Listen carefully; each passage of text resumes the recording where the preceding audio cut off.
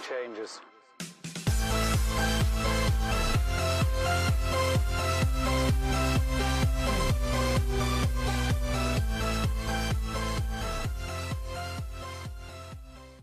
Hey, good afternoon, everybody. Welcome back to the RockstarFlipper YouTube channel. Today's February 8th, 2019. It's Friday. Happy TGIF to everybody. And if you work the weekend, well, happy weekend to you too. Now, this video is going to be very serious, and I just want to jump right into it. You guys saw the title, and I want to start with three important points. One is the video is not made to scare you. This video is made to educate you and help you in the future if you should ever run into a problem that I'm about to tell you about. Number two is that these are very, very easy to handle. Do not be scared of them. Typically, 99% of these will result in no money out of your pocket, no issue, and you will just move on and keep rolling. And number three is that this is rare, period. This hardly ever happens to people. It's one in thousands, and so you should never have to worry about it. But like I said, in the event that you do, we'll be able to handle it because of this video very, very quickly and get past it without too much headache or too many issues. So the issue is being sued over a product that you list and sell or attempt to sell on Amazon, eBay, Etsy, any kind of online e-commerce platform, or even local platforms like Facebook Marketplace, anywhere that you list an item for sale. So the example I'm going to give you, a gentleman today was sued, or not sued, was informed by Boppy via eBay message or via Amazon message that he could no longer sell his Boppy pillow. The Boppy pillows are the little baby pillows. They were for sale at Target and Babies R Us. And so they told him to remove his listing. And a lot of people are going to say that once you buy something and you own it, you can list it and sell it. And that's true. It's called the first sale doctrine, which I will link below. The first sale doctrine basically gives you the permission to resell an item once you are the legal physical owner of it. However, what the first sale doctrine does not protect you from is IP and trademark infringement. That means if I buy a phone and I go into Apple and I pay them $1,200 for this iPhone X or whatever, I can resell my phone if I get bored with it in a month, in a week, in a day, it doesn't matter. 3 years from now. The problem is Apple did not give me permission to use their logo. I cannot sell this phone because I don't have the permission to use their logo, their design, their item, or their name. So taking pictures of it, using it in the title, basically any way that I would list it is now null and void. And so a lot of people are gonna say, well, how come there's 10 million iPhones for sale, or 10 million OtterBoxes, or 10 million Ford trucks for sale on websites? Because they're not gonna go after everybody. They don't care. They're okay with you reselling it as long as you legally obtained it. However, if you do something to anger them, they will come after you, or there are just some companies that protect their brand for different reasons, warranty reasons, reputation reasons, and we'll get into a list of those brands that are very, very aggressive, including Boppy. Apple has sent out cease and desist letters to certain people simply because they just don't like them. There's other reasons. But for any reason at all, they can stop you from selling their product. And so people are gonna argue that in the first sale all they want in the comment section below. I know I'm gonna hear it, but I'm telling you, you're wrong. And I'm gonna quote you, and I'm gonna also give you some examples in just a minute about my own personal lawsuit and some other cases. So the first problem we have with these messages is it a real message when the company sends it to you? 9 times out of 10 on eBay it is. On Amazon, it's a little more of a toss-up. So sometimes there are competition sellers who just want to remove you and scare you into removing the item, and so they will. Most times that's not the case. It does happen, don't get me wrong. People message you and say, hey, I'm Boppy, take it down, and they get you to take it down, and you're no longer their competition. They weren't even Boppy, they couldn't do anything to you. But if somebody goes through the process of quoting it and doing all that, it's probably the company. Also, you can Google the company and call them, or in some cases, they'll include their legal team's name in the message, and you can then Google that and call them. Don't ever use a phone number or email that's included in the messages because it could be the scammer's fake email and phone number getting you to believe it.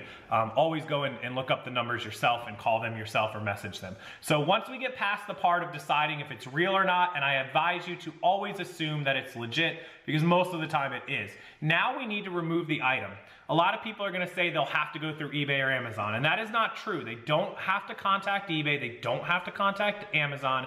They can just message you directly and ask you to take it down. At which point, that's kind of a get out of jail free card, because if you ignore it, then they're gonna send you a cease and desist, they're gonna send you a lawsuit, they're gonna contact eBay to suspend you, Amazon to suspend you. You do not wanna get to that point. use the message as your courtesy to say, okay, no worries, I didn't know, I took it down, I got rid of it, we're good. And that should be the end of it. A lot of people also say, well, if they're not on the Vero list, eBay's Vero list, eBay provides a Vero list, that they can't do anything. And that's not true. They don't have to be on the Vero list. That Vero list is completely optional. Its companies are allowed to voluntarily get on it. They don't have to, but if they're not on it, they can still come after you. So don't think that, it's a myth. If you ignore the takedown and you choose to continue selling the item, or you sell it on a different platform and they catch you, Facebook or anywhere else, then they're going to send you a certified letter, typically a cease and desist, or they may just go right for your throat and send you the lawsuit. Because a lot of people are going to put in the comments too, don't worry about a message. If they didn't send it through snail mail and send it to you certified in signature or process server, it doesn't mean anything. That's wrong. Again, the message is a courtesy. If it gets to the point where they sent you a legal letter in the mail or through a process server or a lawsuit, it's too late. You're done. You have to go consult a lawyer, pay thousands of dollars, and get yourself out of it and defend and fight it. When I got sued about 5 years ago, 6 years ago, it was 2013, 2014, it cost $5,000 to walk through the door and sit down in that IP lawyer's chair. It is not cheap. As soon as they hear IP and trademark infringement, you're done. You can forget it. You don't want to get to that point. Trust me, listen to the letter, take it down, and move on. These lawsuits, mine cost me $50,000 in 12 or 13 months, whatever it was, and it really should have cost me $75,000 to $100,000 because my lawyer cut me a break and was giving me deals on everything, like left and right. Now, the other part of this arguing and fighting it is, you know, a lot of people are like, well, stick it to them and fight it and tell them you can do what you want, just keep going about your business. And you can, you're certainly welcome to. But I'm gonna guess that 99% of the people watching this video right now don't have the money to pursue it. Like I just told you, $50,000 to $75,000 on the low end, 100 grand plus to fight it, and you may or may not win. It's 50-50. The judge could just say, they didn't give you permission, you're done, get out of my court. And you're gonna get sued and hammered with a judgment for millions of dollars. Your kids are gonna have a judgment against them for that matter. So unless you have that kind of money, I wouldn't suggest trying to fight them. And I'm sure there's people watching my channel that may be able to, but most of us can't. I can't fight somebody. If somebody sued me and it was gonna cost 100 grand out of my pocket to fight them, there's no way I'd be able to go after them. Hence the reason why my lawsuit kind of went the route that it went. So recapping, my advice is take the item down, get rid of it, and don't sell it again. Listen, you paid $3 for it at a yard sale, you're gonna make $20, $30 profit. Is that really worth the thousands of dollars, the months and months and the headaches that you're gonna have to deal with on a lawsuit, the stress, it's possibly losing your account if they go through eBay or Amazon? It just listen to what they say. Do it right away, then confirm that it's real. If it turns out that it's fake later on down the road, you can relist the item. If it's not, then at least you saved yourself all those problems. So let's move on. Let's talk about the companies that are really, really harsh on this. So Boppy is one that I discovered a long time ago, and I thought it was a one-off, but apparently not. They sent somebody a letter today, and so that's number one. Boppy is obviously a little aggressive. Epson ink cartridges, toner cartridges, the refills, the used ones, the refurbed ones. That market is really bad anyways, and I don't recommend that you get into that market, so avoid those. Number 3 is Wallet Ninja. It's like a 12-in-1 wallet tool. They're really, really harsh. They will fire off messages like nobody's business. Blue Parrot headphones, Bluetooth wireless speakers, and headphone sets, those are really, really bad. We had a set, one set, and they fired off messages and they were gone. OtterBox, like the one that's on my phone, they don't like you to sell brand new OtterBox. And the reason they don't like you to sell brand new OtterBox is because when you buy a brand new OtterBox directly from OtterBox or from Apple or from their licensed distributors, they give you a warranty, almost a lifetime warranty to replace the case. And if something happens to your phone, they will help you with that as well. So OtterBox doesn't want a third-party seller to sell a brand new one and not be able to provide that. Now, I actually got a message from them a long time ago, and after some back and forth, they were pretty much okay with me selling used ones, and they should be okay with you selling used ones. If you have a newer account, I might not recommend it. You probably want to stay away from that. The other two big ones that we see all the time are Velcro, which Velcro is allowed if it's a legitimate Velcro item, like your shoes or something, but there's no way to tell if Velcro actually made that Velcro or if that's one of their competitors and you don't want to risk it. Not to mention, I know some people that had real Velcro items and fought it, and Velcro still won. So just don't use the word Velcro at all. Just use hook and latch or attachable or whatever. Don't use Velcro.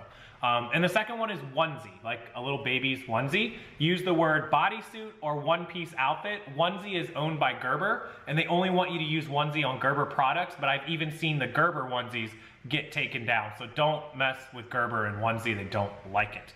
So no Velcro, no onesie, no Blue Parrot, no Wallet Ninja, no OtterBox, and no Boppy Pillow. There are many, many others. If you have examples, please use the comments and let us know if you've ever run into other people.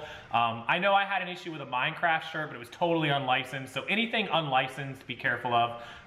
And I'm just gonna recap this video for those of you that watched it all the way through. Listen to what they say in the message, take it down, don't let it get to certified letters. Don't argue over a few bucks. If it's your whole business and you want to fight it, then do what you got to do, but not my advice. They don't have to be on the Vero list to come after you. They don't have to send it through certified mail. Eventually they will to sue you, but not first. Just be sensible, use common sense, and don't let one little thing turn into, you know, a mountain out of a molehill type thing. So that's the advice I give you guys. I appreciate you watching as always. And we talk about these topics more in depth in the private group. If you haven't joined the private group, you are missing out. We have live Q&As, private hauls for members only, where we give bolos and other ideas and things to buy and sell only to our members. Of course, you get my entire bolo bundle list by joining. You get an entire year for $49. Use that link below, and the members also get discount on the training classes that I released. We have 10 slots, exactly 10 slots left of the training classes. They'll be linked below to the website if you're interested. It's A to Z, top to bottom, including these lawsuits and potential problems that you could have on the platforms where I teach you. All that's linked below. Check those all out, check the website out, and we hope to see you there. We have some amazing, exciting content coming out this weekend for only the members and the training classes, so make sure you're a part of it. We would love to have you, and we'll miss you if you're not there. Enjoy your weekend, guys, and I'll see you next time.